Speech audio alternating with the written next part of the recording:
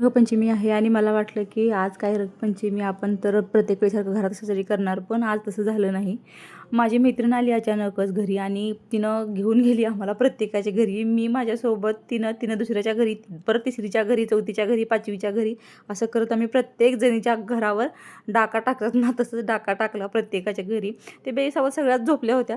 सगळ्यांच्या प्रत्येकाच्या घरी जाऊन कलर लावला आणि प्रत्येक एकमेकींच्या घरी जाऊन नंतर सगळ्या मिळून, तिघी मिळून दुसऱ्याच्या घरी, चौघी मिळून पाचवीच्या घरी असं केलं आणि खूप एन्जॉय केलं. असं आपल्या घरी तर रोज आपण स्वयंपाक करा, धुणी भांडी यातच आपला दिवस जातो आणि कधी तर असं वेळ मिळतो तर असं एन्जॉय करावं असं मला वाटतं आणि सगळ्यांनीच आम्ही एन्जॉय केलं खूप.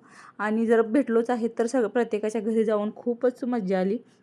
असं आम्ही ठरवून काहीच केलं नव्हतं, हे अचानकच घडलं आणि त्यामुळेच असं छान घडलं. ते ठरवलेल्या गोष्टी कधीच पूर्ण होत नाहीत, पण हे आज अचानक केल्यामुळे हे छान घडलं. आणि आम्हाला एक मैत्रीण रस्त्यात सापडली, तिलाही आम्ही घेऊन सोबत गेलो. आता ही माझी शेवटची मैत्रीण होती, तिच्या घरी सगळेच जाऊन तिला कलर लावला आणि आमचं नंतर ठरलं की आम्ही हॉटेलमध्ये जेवायला जाणार होतो, कारण महिला दिन ही रंगपंचमी दिवशी आला होता. तर आम्ही सगळ्याजणी हॉटेलमध्ये गेलो आणि माझी बहिणी आली होती, तर आम्ही तिलाही घेऊन गेलो सोबत.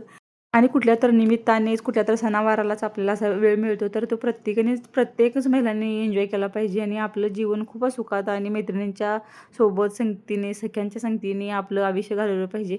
जीवन हे एकदाच आहे नाही, ते सुखानं, आनंदानंच घालवलं पाहिजे आणि तो आपला हक्कच आहे, तसंच घालवलं पाहिजे. आम्ही सगळ्यांनी जेवण केलं आणि वेळ सोबत घालवून नंतर आम्ही घरी निघालो. तर माझा व्हिडिओ कसा वाटला मला नक्की सांगा. प्लीज लाईक, शेअर, सबस्क्राईब करा. प्लीज सपोर्ट करा. Thank you so much.